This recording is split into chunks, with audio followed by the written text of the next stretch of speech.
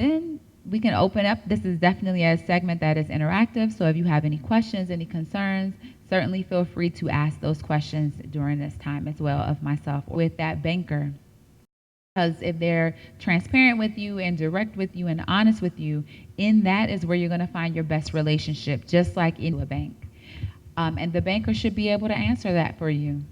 If you maintain this balance, if you stay within the confines of our ATM, get comfortable with being transparent with someone that you trust, because they should be asking those questions to help you identify the type of account that works to make purchases online. That is a transactional account, so you know for the most part you're not going to have a savings account at that point in time. A savings account definitely should still be you want to move forward in your financial health, just like in your physical health.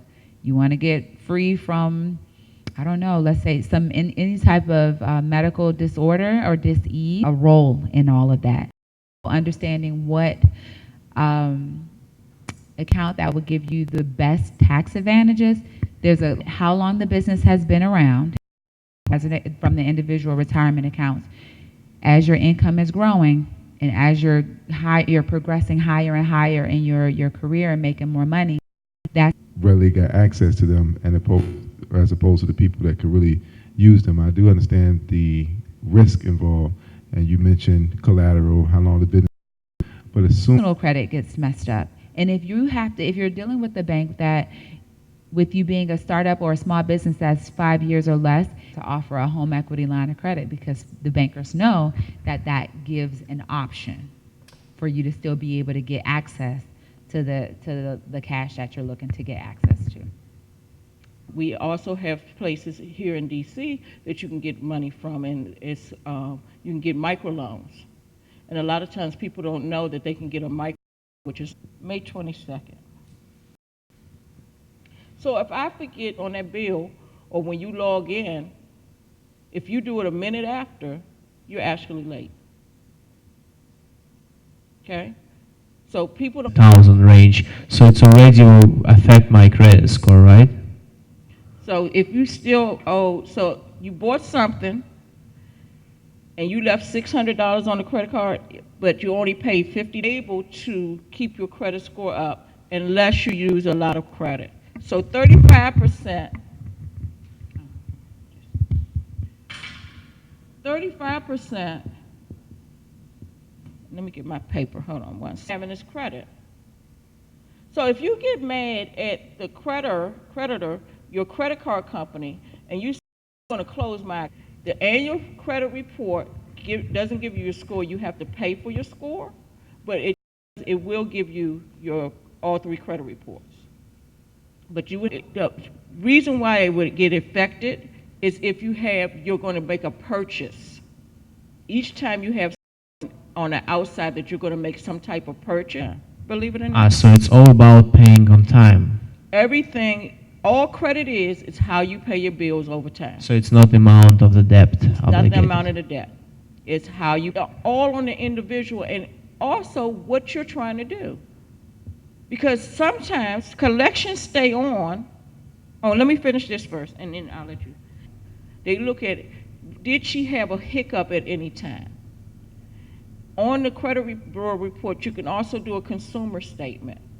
So if you lost your Bob's Furniture. You don't have, it's not like an average credit score, what I want to think I'm getting So to. this is your average from TransUnion, this is your average from, I'm gonna go buy me a new refrigerator for somebody else. So that meant in April of 2008, I stopped paying. So they called me, Miss Davis, are you gonna pay? And then you recognize the 1-800 number 15. Because it's supposed to automatically fall off, right? But it always doesn't. Well, I'm a negotiator. I'm very good at what I do without even seeing your score. Based on how many ones I see, based on the 9s, went and opened up Comcast in her name. 77% of identity theft is a family member or somebody you know. Going to look at. Please just don't go and dispute everything. There's companies out here, they will tell you, we're going to dispute everything, but the creditors have 30 days to come back to say whether same cost, same everything, because of your credit score, you're going to pay a higher interest. Mine's cost $20,000, yours costs $40,000. Same car. So it's best for you to set it up for the minimum payment, or if you know you're going to pay it all, a credit card or anything like that, it's best for you to go ahead and set it up. So at least you know it's going to be paid on time. All my stuff, all my credit card bills and everything is set up before you get the bill. That way you're not paying interest at all. So there's a lot of different things. You can get your card, and what I tell people that's building up their credit. I'm gonna talk about me. I don't have no problem. But I had like a ticket, but I didn't get the ticket, and it went to collections. Would that be something? Do I talk to the people? Not in it's in collections, so you would deal with the collections people, The collections. right? agency. And Okay. yeah. Remember, just because it's on your credit report, if you might not really did it.